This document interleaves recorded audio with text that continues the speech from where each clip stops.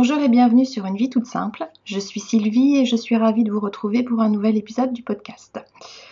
Nous sommes aujourd'hui le 21 octobre 2016 et je vous retrouve pour un épisode normal en fait par rapport à la dernière fois qui était l'épisode sur le tag tricot. Donc aujourd'hui retour à la normale comme je le disais, ce sera le 47e épisode. Et donc je vais vous parler de tricot, de couture et de thé comme d'habitude. Je pense que ça va être une des dernières fois où je vais enregistrer le vendredi soir en rentrant du boulot. Parce que les journées commencent à pas mal raccourcir et si je veux pouvoir enregistrer à la suite l'épisode anglais, ça devient de plus en plus difficile parce que après quand j'enchaîne il fait nuit et je suis obligée d'allumer et les couleurs ne sont plus les mêmes. Donc je ne vous cache pas que je préfère enregistrer le vendredi soir parce que je peux le traiter, traiter les épisodes juste après pour pouvoir les mettre en ligne au cours de la nuit. Et comme ça, je les avais dès le samedi. Et moi, je suis tranquille pour le samedi aussi. Parce que quand je les enregistre le samedi, en général, je me colle devant l'ordinateur en début d'après-midi et j'en ai pour l'après-midi entier. Ce qui fait que pendant ce temps-là, je ne fais pas grand-chose. Donc, je préfère vraiment enregistrer le vendredi soir. Après, on verra. Si la lumière artificielle ne gêne pas trop pour vous montrer les choses, je pense que je continuerai le vendredi soir. Sinon, j'aviserai et puis je passerai au samedi. Tant pis, c'est tous les 15 jours. Tant pis, c'est pas grave. Donc, on y va. Alors, au niveau tricot, j'ai un projet terminé à vous montrer. Donc, mon châle, le Douglas Pine Cholette, donc de Rachel Barnes. Il est terminé, mais il n'est pas bloqué. J'ai pas eu le temps encore de le faire. Comme je le dis à chaque fois, il faudra que j'aille chez mes parents pour le bloquer. Je l'ai terminé lundi ou mardi. Donc, évidemment, j'ai pas eu le temps de m'occuper du blocage. On voit pas grand-chose pour l'instant. C'est vrai qu'il a tendance à pas mal rouler tant qu'il n'est pas bloqué. Il sera beaucoup plus joli après, une fois que ce sera bloqué. Mais bon, je peux vous montrer quand même ce que ça donne. Donc au niveau de la laine, j'ai pris de la laine qui vient de chez The Wool Barns. C'est de la BFL. Et c'est vert. Comme vous pouvez le voir, j'ai pas de nom au niveau du coloris parce que c'est un coloris que j'avais eu un écheveau que j'avais eu en cadeau avec une commande. Et je crois que c'était un des tout nouveaux produits qu'elle avait fait. Et donc j'en sais pas beaucoup plus en fait par rapport à cette laine. Je suis contente parce que j'en ai eu assez. Je pense que je vous avais dit la dernière fois que j'étais pas trop sûre de pouvoir aller jusqu'au bout de ma bordure parce que Rachel disait un certain métrage sur sa page Ravelry et dans les explications un autre métrage. Et si je me référais à un, alors je sais plus lequel du tout, j'avais pas assez de laine. Si je me référais à l'autre, j'avais assez de laine. Donc j'ai eu de la chance, j'en avais assez. J'ai pu me refaire un petit échantillon pour mettre dans ma petite boîte à souvenirs, on va dire tricot. Et il m'en reste encore un petit peu. Donc je peux rien faire avec à part m'en servir pour faire ma couverture. Mais je suis contente parce que j'ai pu aller jusqu'au bout. Franchement, j'étais pas sûre. J'avais vraiment mis mon petit fil de sécurité pour me dire au cas où je redéferais. Mais ça m'aurait embêté de devoir tout redéfaire. Donc c'est un modèle qui se tricote facilement, rapidement, avec des perles. Donc comme vous pouvez le voir, vous avez les perles qui sont ici. Et au niveau du motif, des sapins, donc les pins Douglas, ils sont faits en perles. Donc évidemment on verra mieux quand ça sera bloqué parce que là comme je vous disais au niveau de la bordure ça roule de partout. Ah oui, quand je suis revenue du boulot, J'avais en tête ce que j'allais dire au niveau, enfin sur le podcast. Et puis ça m'a fait rire parce que dans ma tête, je préparais comment j'allais commencer le début du podcast et je me disais, je vais essayer de ne pas faire un épisode trop long. Et, et je voulais appuyer sur le fait de essayer parce qu'en général, quand je dis que l'épisode va pas être très long, il fait 1 heure ou presque. Donc, on va voir combien de temps je vais tenir pour faire ce podcast. Mais bon, comme je le disais et que je le pensais fortement en cours de chemin, je vais essayer de ne pas être trop longue, c'est-à-dire de ne pas dépasser 45 minutes, ce qui devrait déjà être pas mal. Donc on revient au châle. Donc ouais, alors on peut pas trop voir. Bon, on voit déjà qu'il va être un peu long quand même, sans être bloqué. Donc au niveau de la hauteur, il sera un peu plus long bien entendu, puisque donc la bordure roule complètement. Ça sera beaucoup mieux après. Et au niveau du modèle, enfin du dessin de la bordure, ça fait des petits diamants. Je vais essayer de vous en montrer. Que ça soit plus facile à voir. Peut-être, je ne vous garantis pas. Moi, je le vois de mon côté en transparence, on va dire. Donc, en fait, le diamant, il est là. Que vous voyez le diamant. Si je me mets maintenant derrière, est-ce que vous allez mieux voir?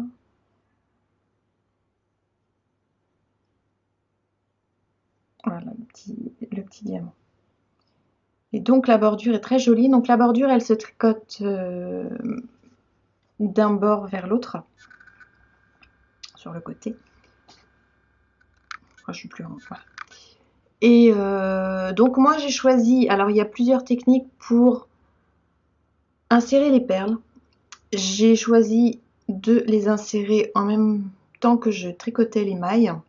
Je trouve que ça tient beaucoup mieux et qu'il y a moins de risques que les perles se détachent par la suite, puisque là c'est vraiment la perle, elle est insérée dans la maille, dans la boucle en fait de la maille, et je trouve que ça rend quand même très bien. Je les aime bien mes petits sapins. Et donc comme je le disais une fois précédente, ce sera un cadeau de Noël pour ma tante, qui tricote aussi de son côté, et j'espère que ça lui plaira. Je sens derrière l'écran, je vous vois pour certaines personnes dire « Si ça lui plaît pas à ta tante, moi je le veux bien le châle ». Je suis sûre que vous êtes plusieurs à l'avoir pensé ça. Mais non, je suis sûre que ça va lui plaire. Donc je vous le montrerai mieux une prochaine fois quand il aura été bloqué, parce que là c'est vrai que il est beau, mais on voit pas bien quoi au niveau de la bordure. Donc la bordure m'a pris un petit moment à faire parce qu'elle n'est pas compliquée, mais j'ai pas réussi à la mémoriser complètement. Ce qui fait que à chaque fois, quand je reprenais vraiment les explications au fur et à mesure. Mais sinon, moi, toute la partie avant, enfin tout le corps, on va dire, du tricot, du châle se fait presque les yeux fermés, quoi, parce que c'est franchement pas compliqué. Aux augmentations à ce niveau-là, ça va vite aussi pareil à se rappeler. La seule chose, c'est que vu qu'il y a les perles à insérer, il faut faire attention de ne pas faire tomber son récipient avec ses perles et de ne pas être obligé de courir derrière après. Surtout quand on a des chats qui sont assez intéressés par ce que l'on fait. Ça m'est arrivé une fois et heureusement que j'avais à peu près compté combien j'avais de perles parce que j'ai couru après mes perles. En gros, c'était ça. Donc voilà pour mon châle, j'en suis contente. Ça va être assez doux, hein, c'est du BFL, donc ça devrait bien se tenir aussi. Et ça devrait aussi tenir bien chaud. Et il va pas trop s'allonger, enfin j'ai pas trop envie de l'allonger à ce niveau-là. Je vais plutôt l'étirer et bien marquer la bordure. Voilà. Sinon, elle pourra le porter, je pense, si elle veut montrer les petits sapins. Voilà, elle pourra le porter. Toujours du mal à voir dans quel sens il faut que je tire dessus avec l'image à l'écran. Donc voilà ce que ça peut donner. Je pense pas qu'elle le porte en tant que châle, on va dire, sur les épaules, quoi. Je pense qu'elle peut plus le porter comme ça, en guise d'écharpe. Et c'est bien parce qu'au moins, on voit les sapins. Et puis, elle pourra les voir aussi. Donc voilà pour mon projet terminé. Donc c'est le seul qui est terminé, bien entendu, puisque j'ai pas eu le temps d'avancer sur autre chose. Après, je vais vous parler du prochain projet que j'ai en tête. Donc je vous en avais parlé déjà un petit peu la dernière fois. Donc c'est un gilet, c'est le Citadel de Giorgi Locatelli. Donc je trouve vraiment magnifique ce gilet. Depuis le temps que je voulais trouver un modèle de gilet long avec des poches, puisque celui-ci a des poches. Les poches elles sont là. S'il veut bien faire le point, elles sont là les poches. Là. Voilà. Et puis bah, il y a des torsades, donc j'aime beaucoup en fait le modèle. Donc je vais voir, peut-être que je vais le rallonger encore un tout petit peu parce que bon, je ne sais pas à quelle taille fait la personne qui porte le gilet sur la photo. Moi je suis pas grande, je suis moins d'1m60, je suis presque à la limite. Mais j'aime bien, j'ai envie d'avoir un gilet qui m'arrive en haut du mollet, on va dire. Donc, enfin en dessous du genou quoi, pour pouvoir bien m'envelopper dedans. Ça m'arrive souvent quand j'ai pas très chaud de me mettre sur le canapé et de boutonner jusqu'en bas. Donc du coup j'ai pris des boutons supplémentaires et puis je vais la rallonger un petit peu. Faut que je regarde aussi au niveau des boutonnières, je ne sais pas si ça monte que jusqu'ici ou si ça monte un peu plus haut. Mais si c'est ça, je monterai un petit peu plus. Et donc du coup j'ai pris de la laine supplémentaire, je vais le faire en taille M pour ne pas avoir quelque chose en étant trop serré dedans, parce que ça m'arrive de mettre mon gilet quand j'ai un pull léger, on va dire, déjà, enfin, je porte déjà un pull léger. Donc je veux pouvoir mettre plusieurs couches et mon gilet par-dessus. Et donc pour faire ce gilet, j'ai cherché ce que j'allais pouvoir prendre comme laine. Je voulais un gilet gris parce que je trouve que ça va avec tout, pratiquement. Et je voulais pouvoir toucher la laine et pouvoir la laver aussi en machine. Parce que mon gilet, c'est quelque chose que je porte de l'automne au milieu du printemps pratiquement tous les jours. Sauf quand je le lave, bien entendu. Et donc, je veux pouvoir le passer en machine pour que ça soit... Enfin, je voulais pouvoir le passer en machine pour que ça soit beaucoup plus pratique et beaucoup plus facile. Donc, ça réduit un petit peu les laines que l'on peut acheter. Je voulais en même temps que ce soit quelque chose de doux, qui soit chaud aussi.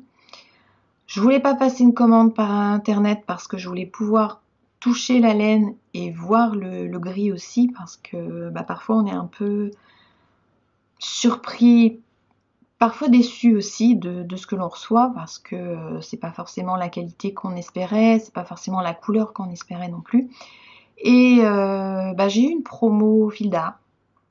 Pourtant, moi, je suis pas trop Fil d'Art. Ma mère commande, enfin, achète beaucoup chez Fil d'Art. Moi, je l'ai fait au début quand j'ai commencé à tricoter, mais maintenant, je le fais plus. Et je suis tombée sur une laine qui était en promo. Je crois qu'il y avait 20 ou 30% sur la plotte, donc ce qui n'était pas négligeable quand on a besoin de 1600 mètres de laine, je crois. Et les pelotes en faisant 81 mètres, vous imaginez que j'en ai besoin de pas mal.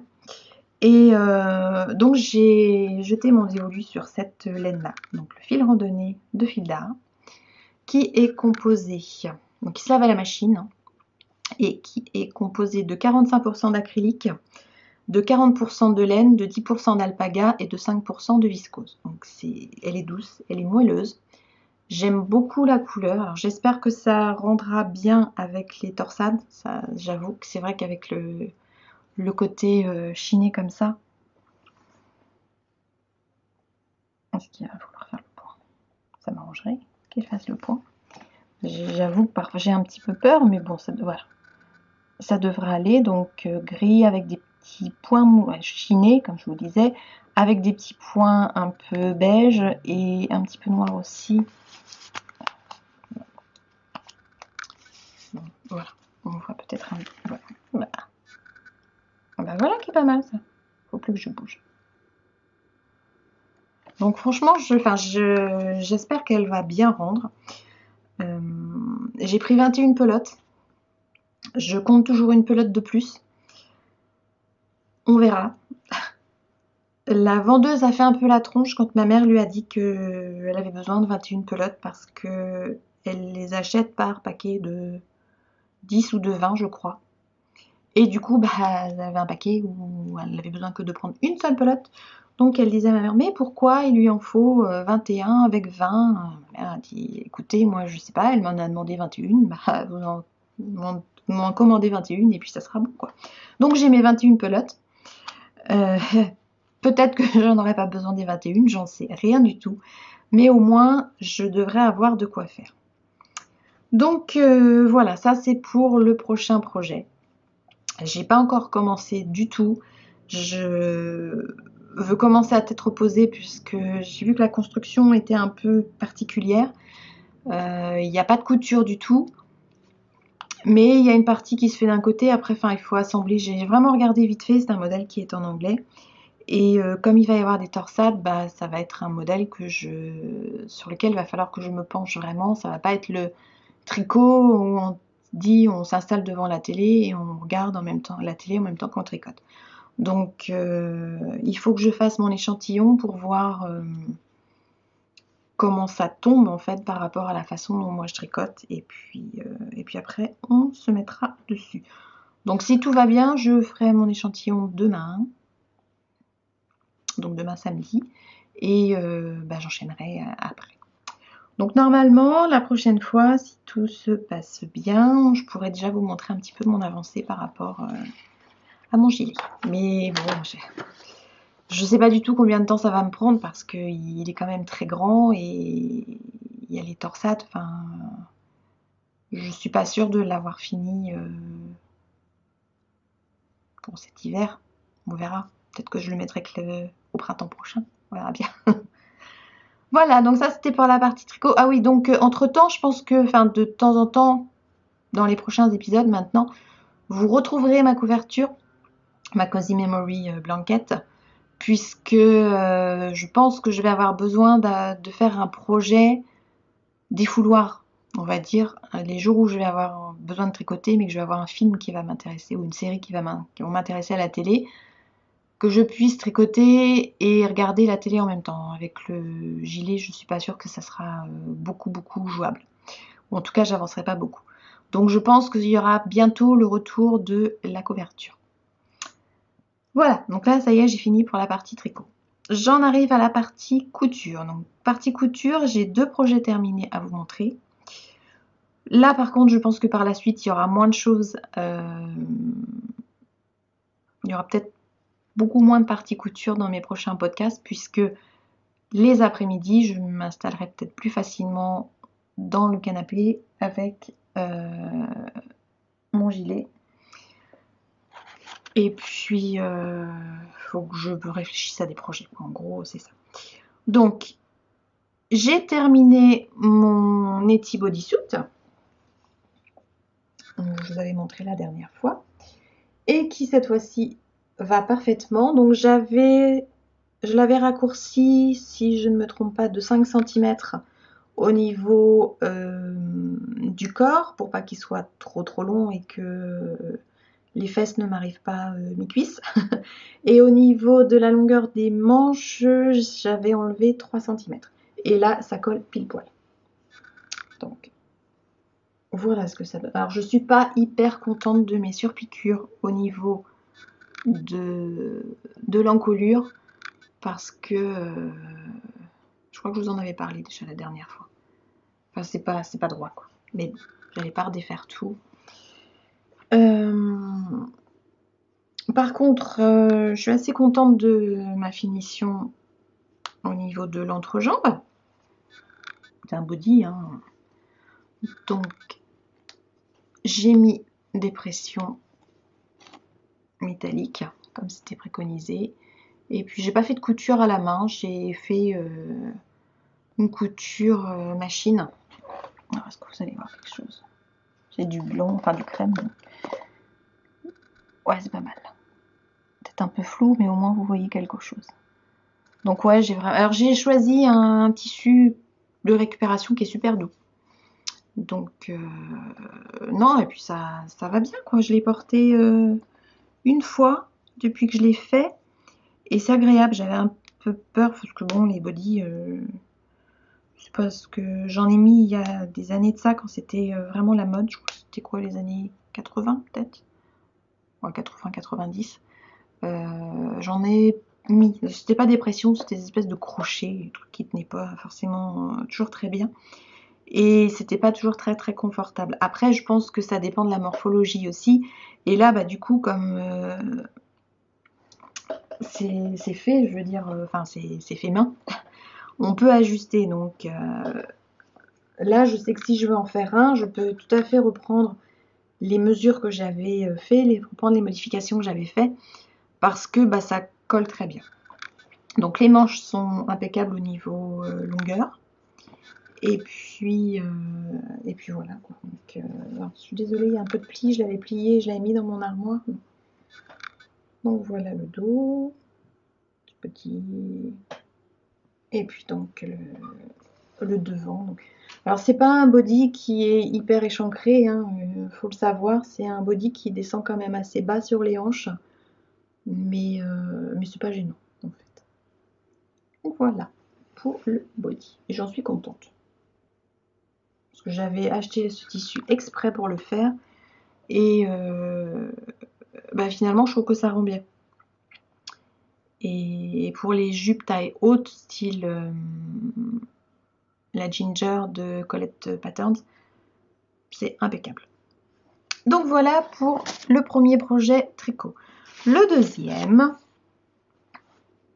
je sais pas si où est-ce que j'en étais la dernière fois. Est-ce que je vous en avais parlé? Je sais plus. Ou je vous avais juste montré le tissu, je crois. Donc c'est ma jupe chardon avec mes petits écureuils. Mes écureuils, mes hérissons, mes petits oiseaux, enfin tout ça. Et elle est impeccable. Mis à part que je sais pas comment j'ai noté les explications sur mes pièces à découper. Pourtant, j'étais persuadée de l'avoir fait. D'avoir mis une petite note pour la parmenture, de la mettre dans l'autre sens, enfin pour pouvoir faire attention au tissu quand il a un sens. Parce que sur la précédente, ça m'était arrivé aussi et mes chats, je me souviens, étaient la tête en bas. Donc là, j'ai repris mon tissu, enfin j'ai fait mes petits trucs et pour moi, j'avais bien positionné mes pièces pour que le tissu soit dans le bon sens. Et quand je l'ai mis, bah, le tissu est la tête en bas. C'est à l'intérieur, c'est pas grave, mais bon, c'est embêtant quoi. Donc, faut vraiment que je le reprenne et que je note bien dans quel sens il faut que je le mette parce que sinon, si je refais la jupe une troisième fois avec un tissu qui a un sens, je serai encore embêtée. Donc j'ai fait une modification sur cette jupe. En fait, j'ai fait migrer la fermeture éclair du dos au côté. Parce que je ne voulais pas couper le dos pour ne pas couper le motif du bas. Parce que j'étais certaine de toute façon que si je le coupais, au niveau de la couture, les écureuils ne seraient plus en une pièce. Enfin, on verrait bien qu'il y a un raccord. Donc j'ai tenté, hein, je dis je vais mettre la fermeture sur le côté. Et bah c'est bien passé en fait. J'ai pas de soucis. Et ça, j'ai adapté au niveau des passants. J'en ai laissé donc 2 sur le devant et sur le dos, puisqu'il en faut 4. Normalement, ils sont assez rapprochés, ceux du dos, puisqu'il y a la fermeture éclair au milieu. Moi, je les ai mis de telle façon qu'ils soient à peu près au même écart à chaque fois. J'ai poussé le vis au maximum, donc ça se voit pas toujours très très bien, pour essayer que mes passants se confondent avec le motif, c'est-à-dire que par exemple là vous avez un passant. Vous voyez, j'ai réussi. Bon, ils sont pas toujours très bien alignés au niveau de la hauteur, par contre. Celui-ci est un petit peu plus haut par rapport aux deux du milieu. Mais je suis contente parce que... Où est-ce qu'il est celui que je voulais pas. On m'en suis bien sorti quand même. Je ne veux pas faire le... Voilà. Je m'en suis pas trop mal sorti. Bon, sur le devant, ils ont un petit peu bougé. On les voit un peu plus, mais bon, si on n'est pas trop le nez dessus, ça passe bien. Donc je trouve que ça rend très bien. Je ne l'ai pas encore porté parce que je l'ai terminé dimanche dernier et que je l'ai lavé, je l'ai repassé et du coup j'ai pas eu le temps encore de la porter.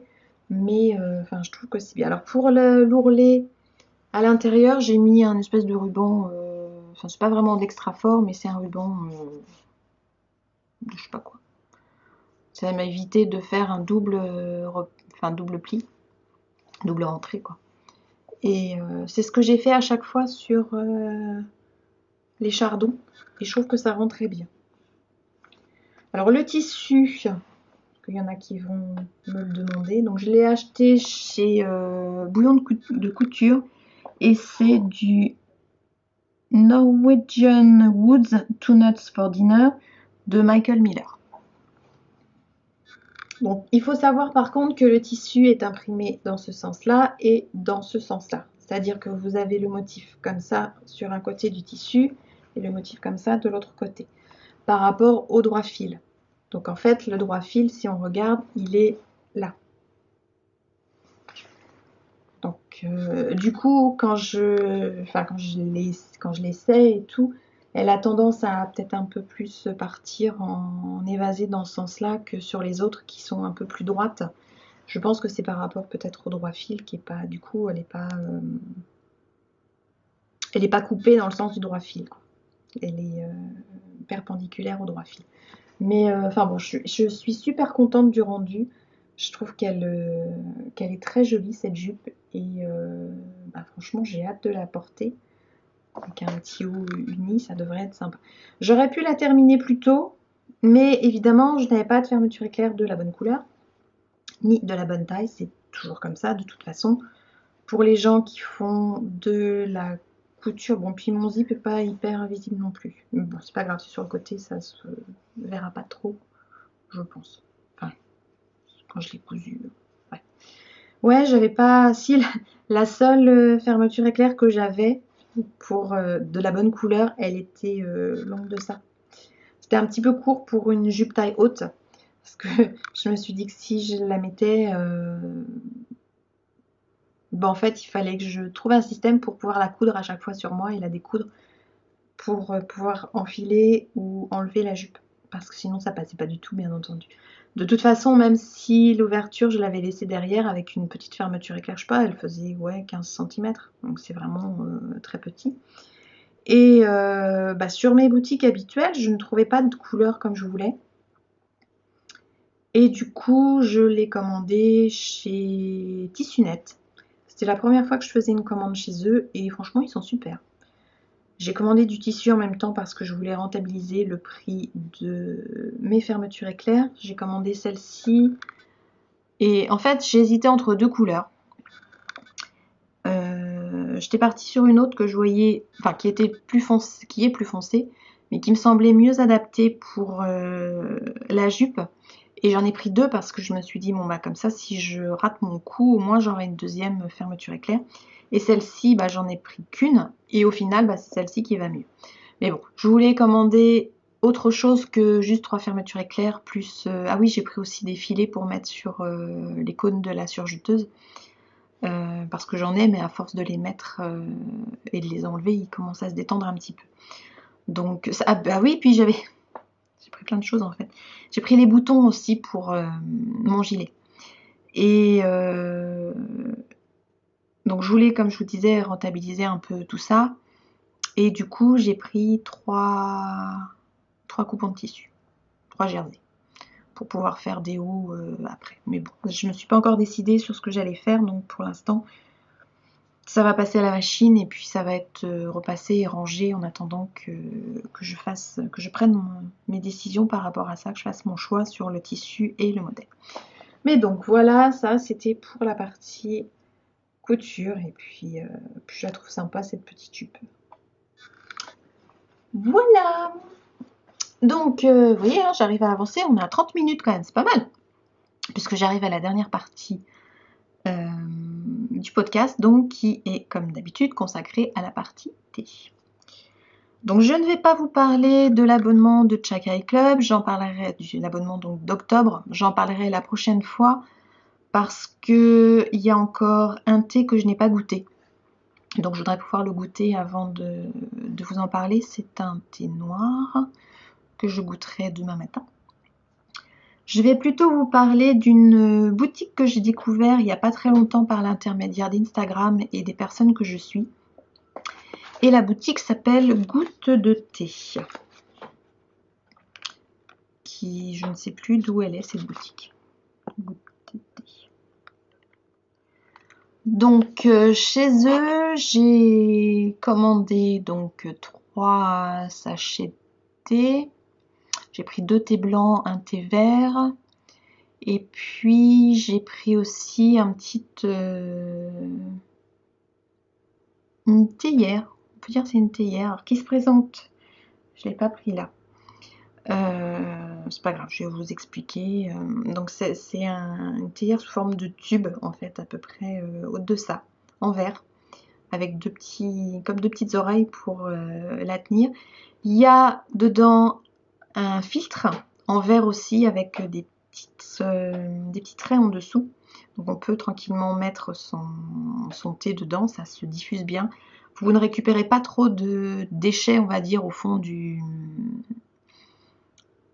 pichet, si on peut dire comme ça. Et puis un petit couvercle en verre aussi à mettre dessus. Elle est super sympa. Par contre, elle est assez chaude quand on veut se servir et je trouve qu'elle n'est pas du tout pratique pour verser le thé.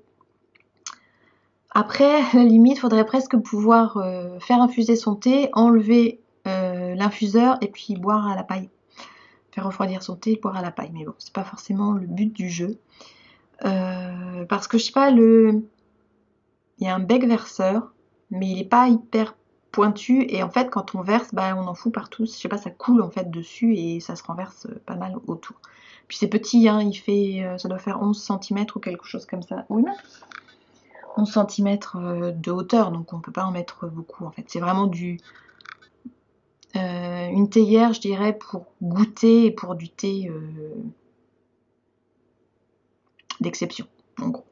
Et puis donc, alors aujourd'hui, je vais vous présenter un des thés que j'ai acheté chez eux, c'est du thé blanc. Alors du thé blanc, j'en ai pas beaucoup.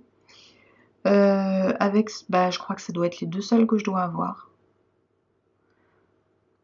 Les autres, j'en ai eu en échantillon, mais en vrac comme ça chez moi. Si j'en ai peut-être un, je dois avoir un love organique, je crois. Parce que avant, je n'aimais pas trop le thé blanc. Parce que je trouvais que ça n'avait pas de goût. J'avais l'impression de boire juste de l'eau chaude, mais pas aromatisée. Maintenant que je m'y connais un peu plus en thé, je ne suis pas experte du tout, hein, mais je veux dire par rapport à mes débuts dans le monde du thé, où j'y connaissais absolument rien du tout, j'arrive à mieux savoir comment préparer le thé et j'arrive à apprécier des thés que je n'appréciais pas avant. Et j'arrive à apprécier le thé blanc. Donc celui-ci, il s'appelle Clair de Lune. Et il est fait à partir donc de bourgeons et de premières feuilles. Donc j'en ai 50 grammes. Alors je vais vous montrer à quoi il ressemble. Ouais, celui-là, c'est typique. Voilà, c'est mieux. Alors, si vous voulez le point, ça serait beaucoup mieux.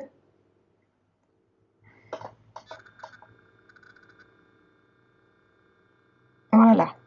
Donc, ce que vous voyez là, c'est le bourgeon. Donc, les aiguilles blanches les aiguilles d'argent. Donc c'est tout dufteux, c'est vraiment petit bourgeon. Et le truc noir en dessous, là, c'est la première feuille. Je sais pas si on a du mal à faire le point. Je vais changer de main. Peut-être moins bouger en changeant. Ah bah voilà. Je vais la mettre dans l'autre sens, on voit mieux dans l'autre sens. Donc on voit vraiment bien ce côté dufteux là de... Bah, mais si j'enlève la main, on voit plus rien. Ah, mais voilà. Donc c'est vraiment que ça hein, dans le sachet. Je vous le montre, on va dire comme ça. Voilà, on voit bien. Oh, peut-être mieux finalement comme ça. C'est pas mal. Ah, puis celle-ci, oh celle-ci, j'aurais dû vous montrer celle-ci, elle est vraiment très... Ben non, c'est la partie derrière. Zut. On voyait bien le côté... Enfin, vous comprenez pourquoi ça s'appelle les aiguilles d'argent, quoi, en fait, parce que ça brille bien, quoi. Donc, quand vous le faites infuser... Alors, il y en a... J'en ai que 50 grammes, mais évidemment, on a l'impression qu'il y en a beaucoup parce que ça prend beaucoup de place, en fait, dans le sachet. Et donc, une fois infusé, les premières feuilles s'ouvrent bien, les aiguilles d'argent s'ouvrent nettement moins. Et donc celui-ci, c'est un thé qui a un goût légèrement fumé. Alors pourtant, je ne suis pas super fan du thé fumé, mais c'est un goût fumé, donc un thé blanc fumé qui reste très doux en fait. En général, les thés fumés que j'ai goûté, c'était du thé noir et vraiment très très fort. Enfin, j'ai pas super apprécié, mais celui-là, ça passe très très bien. Et puis, alors qu'est-ce que j'ai noté? Non, je fais une petite note. Donc c'est un thé qu'on peut infuser plusieurs fois. J'ai fait 4 infusions.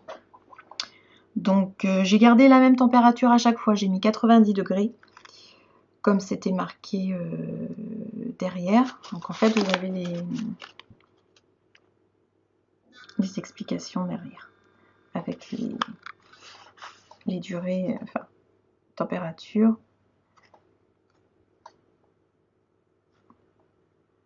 S'il veut faire le point, ce serait pas mal. Bref, température, durée d'infusion et à quel moment à peu près le boire. Donc là, c'est indiqué jusqu'à 4 infusions. Donc j'en ai fait 4. J'ai fait la première, donc 90 degrés à chaque fois. J'ai mis 3 minutes, 2 minutes, j'ai remis 3 minutes et j'ai mis 4 minutes. Et ça supporte bien les 4 infusions, il n'y a pas de souci. Donc on obtient une jolie liqueur dorée claire. Et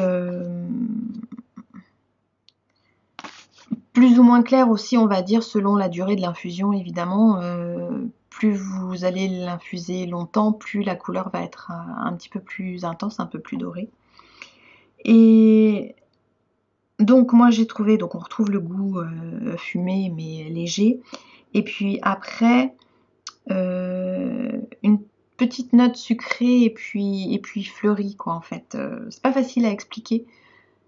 Mais c'est un thé blanc c'est un thé blanc nature, donc on retrouve vraiment quelque chose de... C'est doux quoi, un petit fumé mais doux quand même.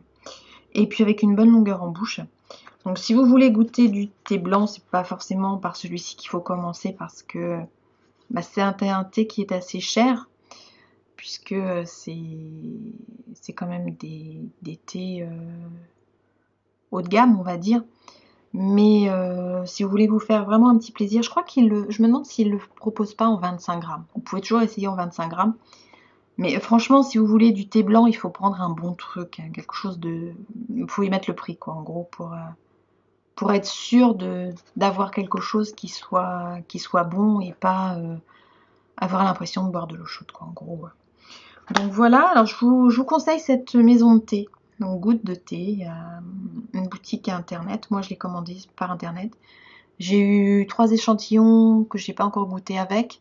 Et franchement ils ont un bon choix et a priori leur thé est vraiment de qualité. Moi j'ai goûté les 3 sachets que j'ai achetés et je les ai vraiment trouvés tous les 3 très très bons. Donc bah voilà, je suis arrivée au bout. Et je suis contente, je suis à moins de 45 minutes. J'espère que j'ai pas été trop vite par contre. Et puis que ça vous a plu quand même. Donc la prochaine fois, bah, je pense que je vous parlerai de mon gilet. Couture, j'en sais rien du tout. Et puis du thé, bah là je vous parlerai de l'abonnement du Chakai Club parce que bah, j'aurais pu goûter le dernier thé. Et puis dans les prochaines fois, je vous reparlerai de gouttes de thé et puis d'autres choses, quoi.